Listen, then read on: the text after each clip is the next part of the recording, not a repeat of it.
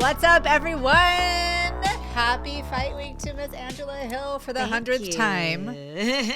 Here we go again. Yes. How you feeling? I feel good. I feel ready. I feel prepared. I feel, ready to whoop another kiddo. A little whippersnapper? Yeah, bully another child. Take her lunch money. You know what? A lot of us wish we could do that, and I just get to, live vicariously through you, as do others. Hey, I mean, you might be doing it soon enough. Oh, I am. She's a child. Oh, you have a matchup already? Yes, Who is it?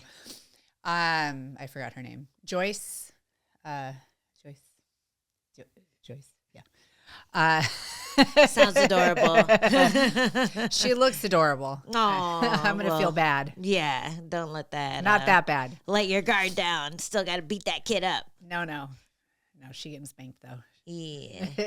Yeah, no, I'm excited. I'm almost packed. Everything is in the motions of being fully packed. And then I'll be in Vegas tomorrow. Yes. Yeah. That's how it goes when packing for a fight. Because you need stuff. Yeah. For like training the day before. Mm-hmm. And you always have like the laundry going. And I feel like I always get packed like very late the night before. No, it's annoying. I like have had this outfit that I trained in all day. I just had to run, so I wasn't touching anyone, so I'm not gross. But I am ready to take it off. I'm ready for a shower.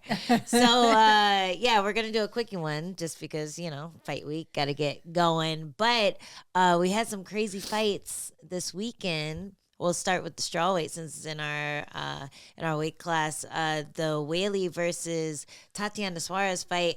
I feel like a lot of people were doubting Weili, but I saw her getting this done. And of course, I was like, oh, I think she's going to be able to do it. And then the first round, I was like, oh, I was wrong.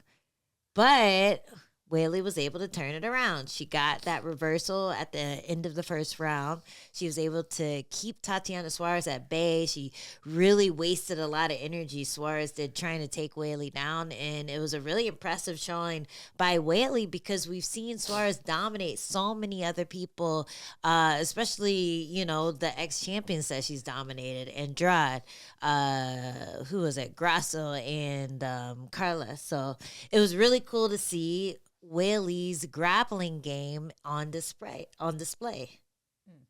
Well, you did say that Weili would win, but you thought that she should stay away from the grappling. Yeah. And she did not. She leaned into it. She had great counters, great reversals. Mm-hmm. She made Tatiana work for everything. And it was just really, really impressive how prepared she was for everything. And just how such a dominant wrestler in Suarez had a lot of trouble. Yeah. She went for her patented guillotine. She had Hinger BJJ. I forget his government name, but he was in her corner. He's a really good grappler from Atos. He's done ADCs. He's known for his guillotine. So the fact that Tatiana was definitely going to go for that while she was fighting Weili, it was cool to see that she's been able to take that training and use it. She got caught in a deep one, it seemed like, for a second, and she did all the right things to just kind of roll her head out. And it's not that guillotines are impossible to get out of, but we've seen Tatiana get everyone with that same neck attack. Like, if she doesn't get the guillotine, she's able to go to something else. So it was really impressive to see Weili not only use her grappling, but fight out of those sticking positions and end up on top and just stay safe. Like, Tatiana had to really dig deep in this fight. She had that nasty cut on her knee. She was trying to go for like those reversals herself, like almost like a deep half rollover, and it just wasn't working because Weili's balance was so good on top, and she was able to just stay in really good positions where she could hit and score. Yeah, it was a fun fight to watch. Definitely a big learning experience for Tatiana, and an impressive win. An impressive win for Weili, and she really solidified just her dominance in the division. She did. I'm wondering what's next for her because there isn't a clear person who deserves the title shot right now. We've had a lot of ups and downs. We have Zhang just getting a win after her loss to Weili. A lot of the people in the top 5 just haven't really made a case in their last like 2 or 3 fights to be like, hey, I want to fight for the title next. So we're going to have to see how a few fights pan out.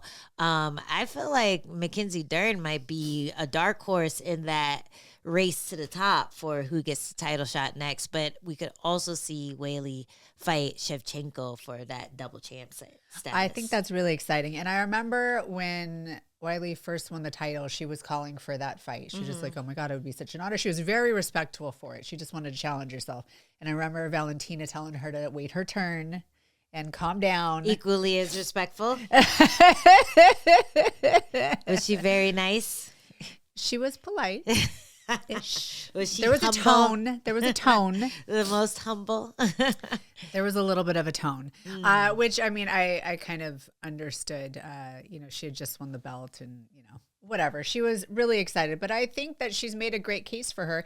And if there really aren't people in line at strawweight that have made a compelling case for themselves for the title shot, I really like that. I think it's exciting. Yeah, I like it too. Also, Virna is another one who's kind of a dark horse who just needs a fight. She just needs a fight. She hasn't been able. She was lined up to fight Tatiana Suarez. I mean, looking at the fight now, it might have been not so good of an idea, right? And the UFC knew that, which is why they pulled that fight from happening and ended up putting her in because it was more convenient. You don't want to waste an undefeated prospect on someone who you may not really be as excited about for the title. Not as many dollars are going to be paid to see a Virna fight. But she has done the merit. She's done the work to get that title shot. I feel like she definitely is one of the people who deserve it. Maybe she fights Dern again for the shot. Or I mean, if they bypassed and just gave Tatiana the title shot, I mean, why not do the same for Virna? That could definitely happen too. And maybe they're not going to be as worried about giving Virna that shot since there's no one else at the top to really challenge her. So yeah, I'm looking forward to seeing how the strawweight division plays out. And then what did you think about the main? Well, was it a beautiful display of martial arts? This is why I do not bet against DDP. Oh, I thought it was Strickland. Well, no, I kind of wanted Strickland to win, but I said that in the past I have gone against DDP, so I'm not doing it anymore. Yeah. I just he finds a way to win. It's not pretty, it's not technical, but it is very, very effective. Yeah, he was able to double down on his unprettiness and really just jump over Strickland's guard and land punches over and over again. Yeah, it seemed like Strickland did not make the proper adjustments from the first fight to this one. It seemed like he went in with the same game plan, and maybe he thought that he really, decisively won and he didn't need to make any changes coming into it, which I think would not do him that service, and I hope that wasn't his mindset. But it just looked like Strickland was doing the same things and not making the adjustments until like the third round when he started throwing volume and he started kind of changing levels. But he just didn't keep with it enough to be effective and efficient. And by that time, Duplessis has already got so much momentum going on him and started doing so much damage that it just seemed like Strickland was not going to be able to dig himself out of the hole he got himself into. Yeah, it almost seemed like he had a chance to pull it out until that big nose break. And I'm not even sure if it was a nose break, but it looked like it. It looked like it broke his nose. That thing was broke. In the fourth round. And that's when you really saw just a lot of flinching, a lot of like really reacting to everything that DDP did, every like level change that he did, every push forward, every get big kind of spammy combination.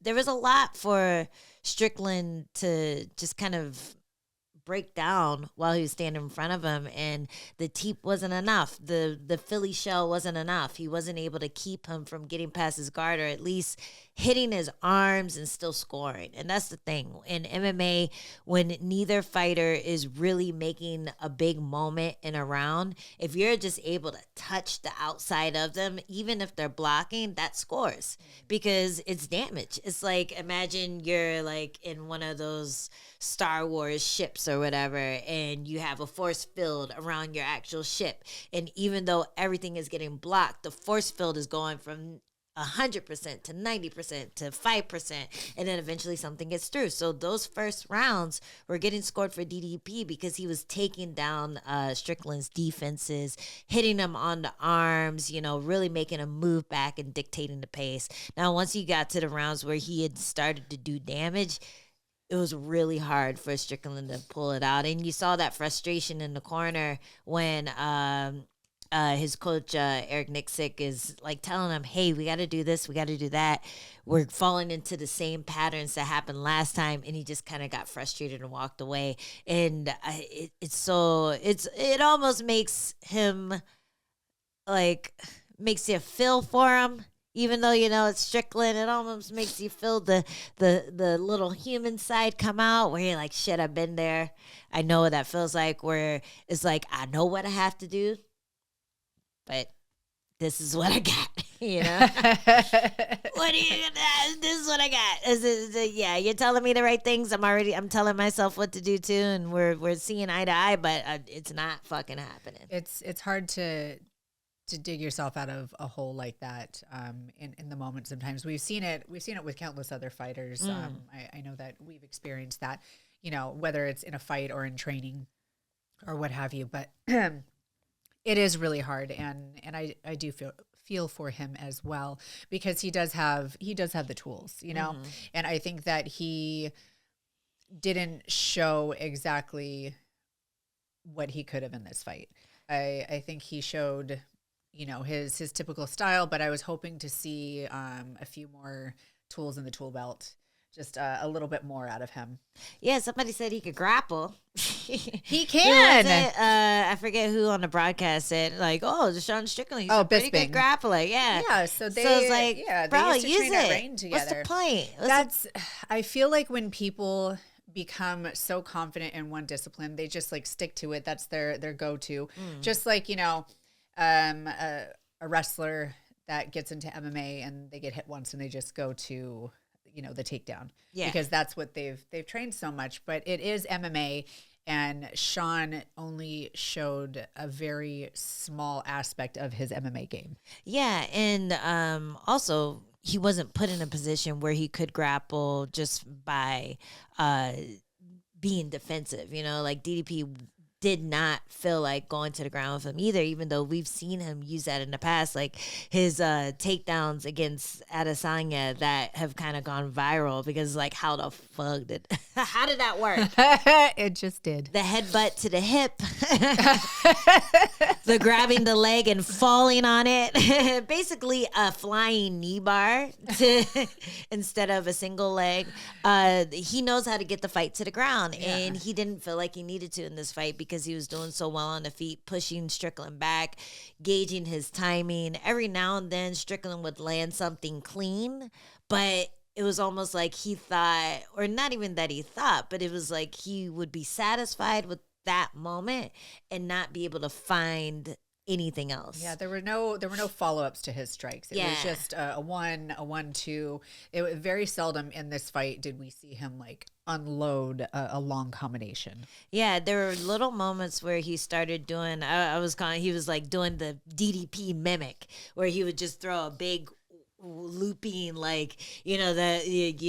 this girl's trying to fight you in the club punch, the big windmill. Do you know what I really liked that Strickland was doing? And I saw a couple of other fighters doing that. Prado did it as well. They dip as their opponent's coming in, and then they throw a big right. And he was connecting with it mostly. Not every time, but he was connecting with it. There's no follow-up. As soon as you hit, it's okay, that's my cue. Now I can land some more. And there just wasn't any follow-up shots. And it was frustrating to watch, but I did like that little piece, that little technique that he was doing. He was doing the first part. of the drill. It's like a lot of times you drill a combination, you're like, this is definitely going to work. And then you only do the first move. And then line. What's my line? Like, fuck. I forgot. Yeah, so it was, kind of a human moment from Strickland, but it shows that DDP has something special where his pressure and his just kind of weird, erratic timing and his power takes people out of their game. And, he's probably the best person to do it right now. Like, he's taken out a lot of people who are legendary counter strikers, and there's nothing to counter. Like, the patterns don't make sense. Like, they're like, I don't know, they're playing like hip hop and he's playing jazz. He's like skip it out,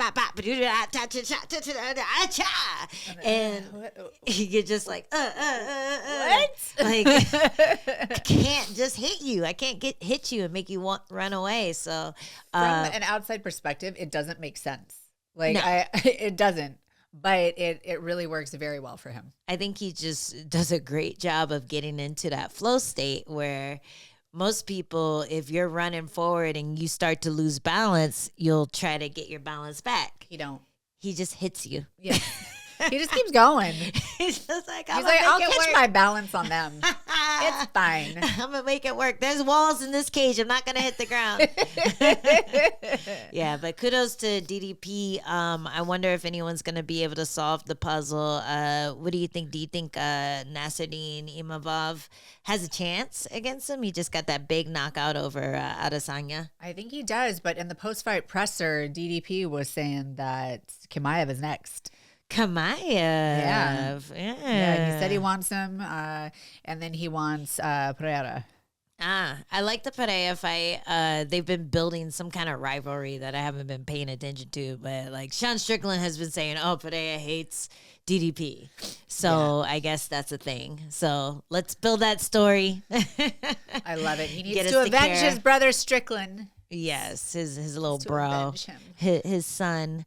That would be interesting. Chimaev, I think, could go similarly to the Weili versus Suarez fight, where you have someone who has had big wins, but they get in there against someone who's just been champion, who's seen every style and been able to figure out, and they have that advantage over him, where it's like, okay, I can think on the fly a little better than you because you've just been dominating and you haven't fought that often. Yeah, it'll be interesting. I'm actually pretty excited to see how that one goes. Yeah. Yeah.